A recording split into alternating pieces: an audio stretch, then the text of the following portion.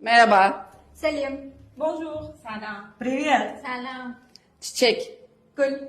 Fleur. Gol. Цветок. Gol. kitap, Kitap. Livre. Ketap. Книга. Kitap. kalem, Kalem. Pinceau. Alain. Rучка. Xotkar medal. masa, Stil. Table. Mise. Стол. Mis. çocuk, Bebek. Enfant. Bahçe. Ребенок. Bahçe. okul, Okul. École. Medrese. Школа. Medrese. öğretmen, Muallim. Professeur. Muallem. Учитель. Muallim. sandalye, Orundak. Chaise. Sandalye. Кресло. çanta, Sümke. Sac. Kif. Сумка. defter. Defter. Cahier. Defter. Тетрадка. Defter.